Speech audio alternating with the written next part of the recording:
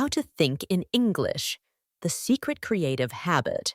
Have you ever sat for hours trying to speak one simple English sentence, but your brain just refuses to help? The words are there somewhere. You can almost feel them hiding behind a wall. You open your mouth, and then silence. It feels heavy, frustrating, lonely. What if I told you that the reason you struggle is not because your brain is bad at English, but because you have been feeding it the wrong way? Most learners believe they are not talented enough. They think they are missing a gift. But the truth is much simpler. Your brain is not broken. It just needs connection. Welcome to Learn English Listening. I am Lydia. I know exactly how it feels to work hard and still lose your words at the moment you need them most. I studied hundreds of vocabulary lists. I memorized grammar books. Yet when I tried to speak, everything vanished. It was not because I lacked intelligence. It was because I never built the bridge between the words. Have you ever memorized a word, felt proud for one day, and then realized it was gone the next? We all have. That is not failure. That is how memory works when there is no link. So today, I want to share something that changed the way I think in English forever. It is called stacking. It is a way to build your thoughts in layers so your mind can move smoothly from one idea to another. You will see that English is not a subject to study. It is a system of ideas that grow together. Which city are you joining us from, and what hour is it there? Tell me in the comments, and tell me the one English word that always disappears from your memory. When I first came to an English-speaking country, I thought I was ready. I knew all the grammar rules. I could read newspapers. But the first time someone asked me a simple question, I froze. My mind went blank. It was as if I had thousands of Lego pieces, but no picture on the box. That moment broke something in me. I began to believe I was not talented. Maybe English was just not for me. Maybe my accent would always betray me.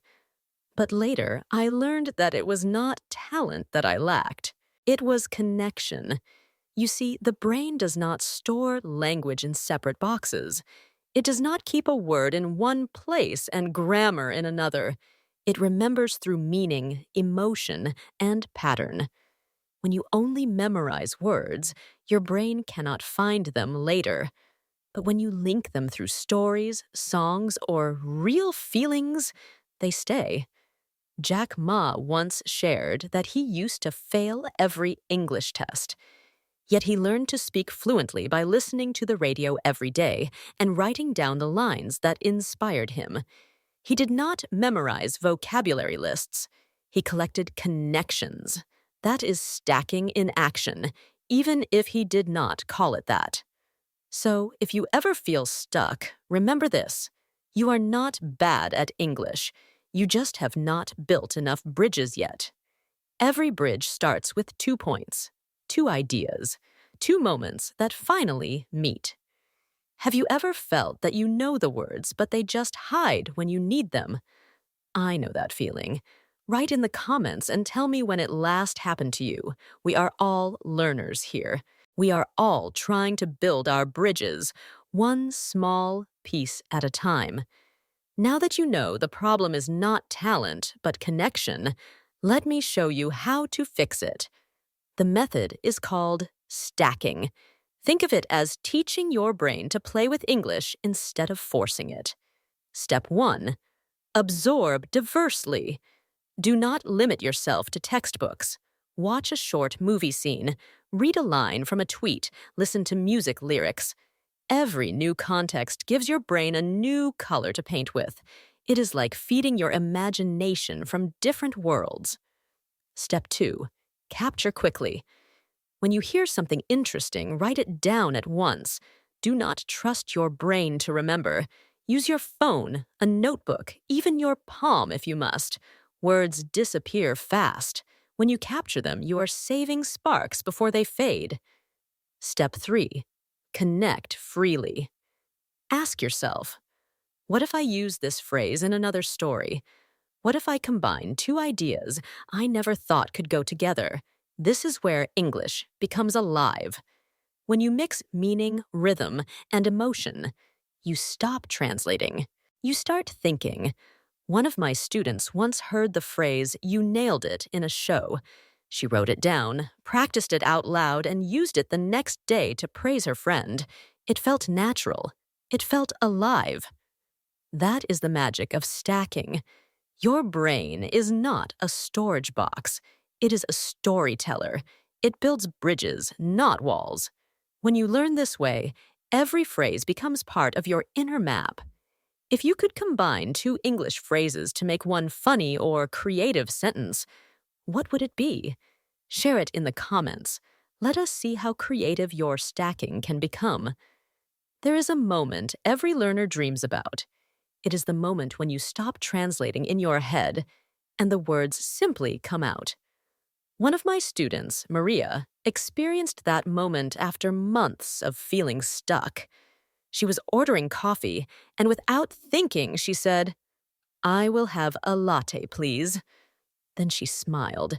It flowed so naturally that she looked at me and said, "I did not think. It just came out." That is the power of stacking. When you feed your mind with connected ideas long enough, something magical happens. The brain no longer searches for words. It moves through meaning. It begins to speak in rhythm, not translation. At first, you will still hesitate. You will stop in the middle of sentences and feel lost. That is normal. But one day, without warning, your brain connects the layers, and suddenly it feels effortless. You will realize that English was never hiding from you. It was simply waiting to be linked together. It is like learning the piano. At the beginning, every note feels heavy. You count every beat, and your fingers move slowly. But then one day, music begins to flow. You do not think of each key anymore. You just play. Every word you have ever learned is still inside you, waiting for connection, waiting to flow. If tomorrow gave you a fresh start, what new English habit would you begin? Would you listen to one new story?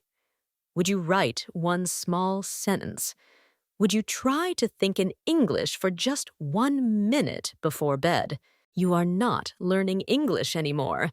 You are building it, layer by layer, word by word. Until one day, it becomes your second voice.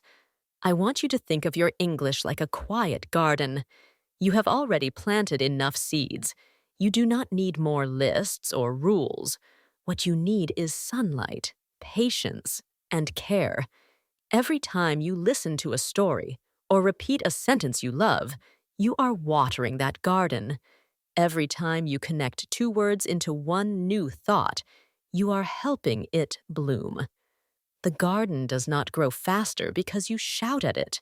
It grows because you return every day, even for a few minutes. So do not worry if progress feels slow. The roots are growing beneath the surface where no one can see. Try this tonight. Before you sleep, write one English sentence that feels creative to you. It does not have to be perfect. Maybe it is something you heard today. Maybe it is a feeling.